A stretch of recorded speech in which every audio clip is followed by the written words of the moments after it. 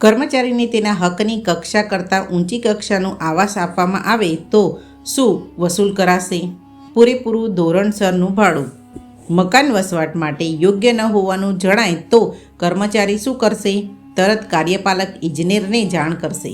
કાર્યપાલક ઇજનેર નિરીક્ષણ પછી અહેવાલ કોને આપે છે? અધિક્ષક ઇજનેરને.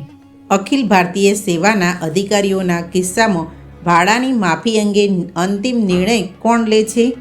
સરકાર. બાગની જોગવાઈ અને નિભાવનો ખર્ચ કેવી રીતે ગણાશે? માસિક ભાડા તરીકે ગણાશે. એક જ મથકે નિમણૂકમાં ફેરફાર થાય અને કચેરી બદલાતી ન હોય તો શું મળશે? કંઈ પણ મળવાપાત્ર નથી. નવી કચેરીમાં નિમણૂક થાય અને રહેઠાણ બદલવાની જરૂરી ન બને તો જોડાવાનો સમય 1 દિવસથી વધુ નહીં. આ નિયમના હેતુ માટે રજાનો દિવસ અથવા રવિવારની ગણતરી 1 દિવસ તરીકે ગણાય છે. આ નિયમ મુજબ કલેક્ટર અને મદદનીશ નાયબ કલેક્ટરની કચેરીઓ અલગ કચેરીઓ ગણાય. અન્ય પ્રવાસ પર સરકારી કર્મચારી સાથે જોડાવાની ફરજ પડે તો નિયમ 12 હેઠળના સમય ઉપરાંત પ્રવાસ સમય મળે. જોડાવાના સમય દરમિયાન 1 થી વધુ રજાઓ આવે તો સમય રજાઓ જેટલો લંબાય. તૈયારી માટે કેટલા દિવસ આપવામાં આવે છે? 6 દિવસ. બદલીની તારીખથી કેટલો સમયમાં જોડાવાનો સમય ભોગવી શકાય? 6 માસ. ટ્રાન્ઝિટ દરમિયાન નવી નિમણૂક મળે તો જોડાવાનો સમય ક્યારે શરૂ થાય?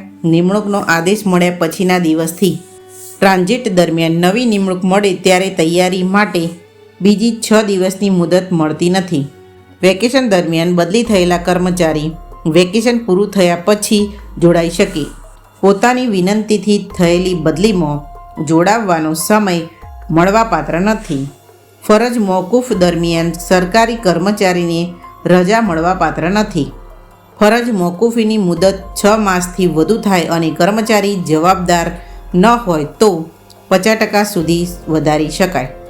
અદાલતે કેદની સજા ફટકારેલી હોય તો નિર્વાહ ભથ્થું સામાન્ય દરે ચૂકવાશે. કર્મચારી સંપૂર્ણ દોષમુક્ત ઠરે તો તેને શું મળશે? સંપૂર્ણ પગાર અને ભથ્થા.